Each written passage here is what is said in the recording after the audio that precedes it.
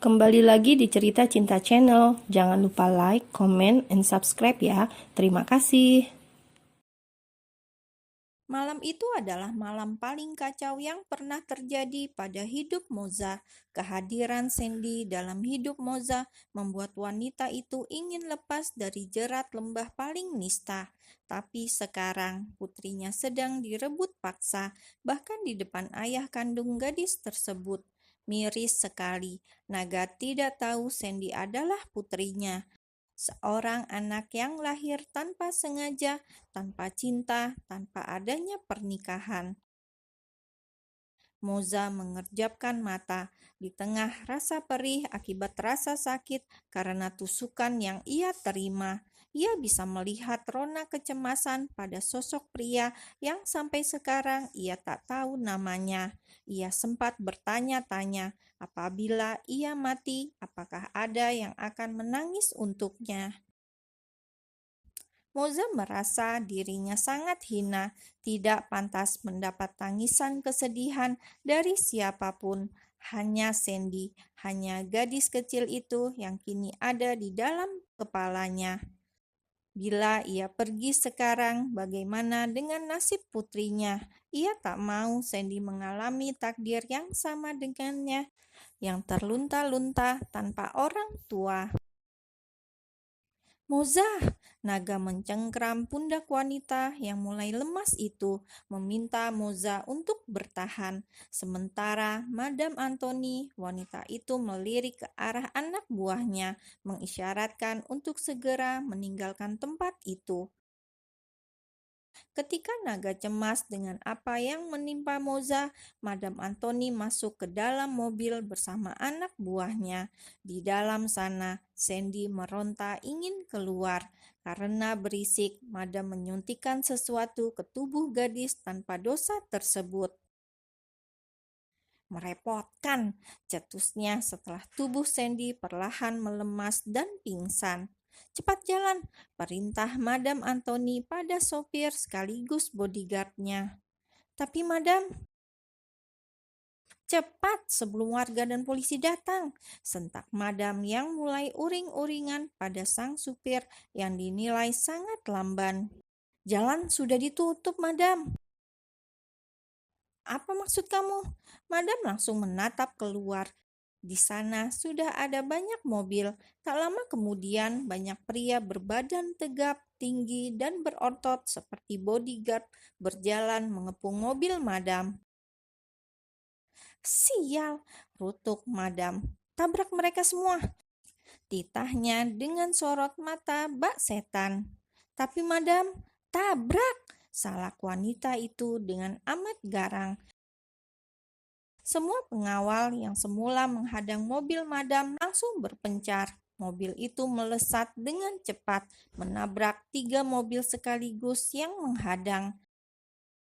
Karena Madam berhasil kabur, semua pengawal naga pun masuk ke mobil masing-masing. Mereka pun mengejar Madam, kejar-kejaran di jalan raya yang sepi di tengah malam pun tak terhindarkan.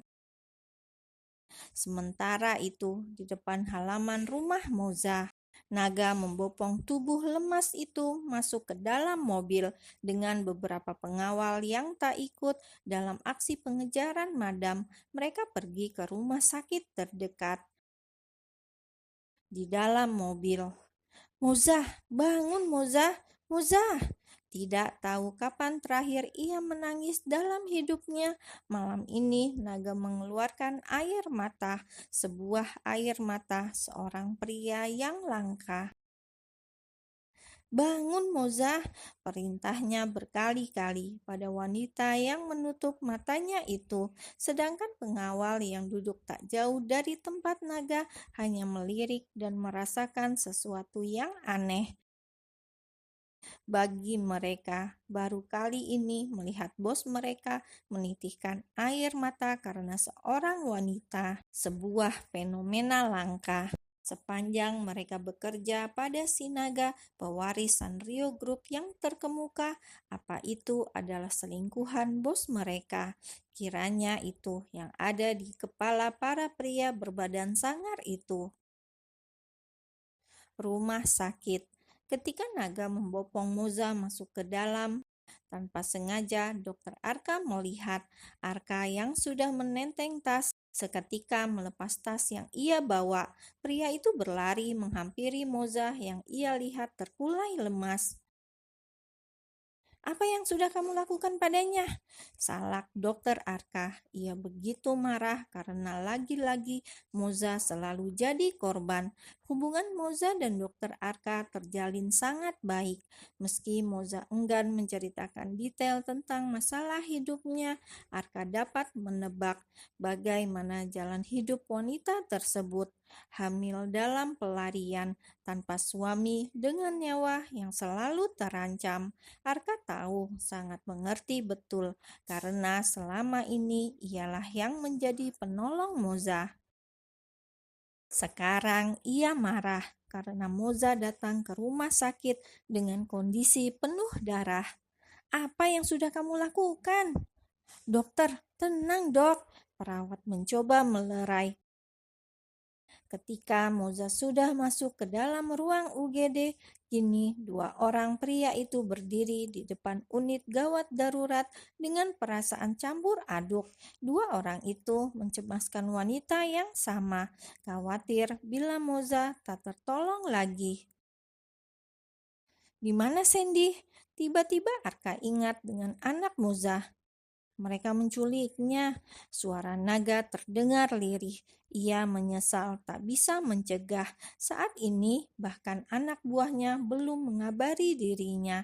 Bagaimana mau mengabari? Ponselnya saja tak tahu di mana. Smartphone milik naga tergeletak di ruang tamu. Pertempuran dengan anak buah madam membuat ponsel itu terlempar tanpa sengaja. "Kau diam saja?" tanya Arka tak percaya. Bagaimana bisa pria itu membiarkan putrinya diculik? Meski Moza mengatakan pria di depannya bukan ayah biologis Sandy, sebagai dokter, ia bisa mengamati ciri-ciri fisik yang sangat dominan itu. Walau Moza tak mengatakannya, Arka sudah bisa menebak sendiri. Keadaan sangat kacau. Naga mengusap wajahnya dengan kasar. "Pantas Moza meninggalkanmu. Kau memang tak bisa diandalkan. Membiarkan putrimu diculik di depan mata. Itu sangat keterlaluan." Maki Arka yang tak bisa lagi mengontrol emosinya. Naga memang sedang kalut saat itu, tapi otaknya masih bisa berpikir dengan jernih. Telinganya pun masih berfungsi dengan normal. Jadi ia sangat kaget dengan pernyataan pria yang ia kira suami Moza. "Apa maksudmu?" "Kau pria lemah yang tak bisa melindungi wanita dan anakmu sendiri," cecar Arka dengan tangan mengepal. Sebenarnya ia ingin menghajar naga sejak pertemuan mereka di dalam rumah kaca di Gardenia Sanrio Park, namun ia tahan. "Dia bukan putrimu?" Tatapan naga berubah nanar. Kejutan apa lagi ini? Harusnya ia tak percaya dengan omong kosong Moza, karena Sandy benar-benar mirip dengannya. Dokter Arka enggan menjawab pertanyaan naga. Hidungnya kembang kempis menahan marah. Harusnya ia tak mengatakan kenyataan ini, tapi ia sudah tidak tahan lagi. "Tolong katakan, apa Moza yang mengatakan sendiri bahwa itu adalah putriku?" Buk! Sebuah bogem mentah mendarat di wajah tampan naga sebagai jawaban atas pertanyaan pria tersebut.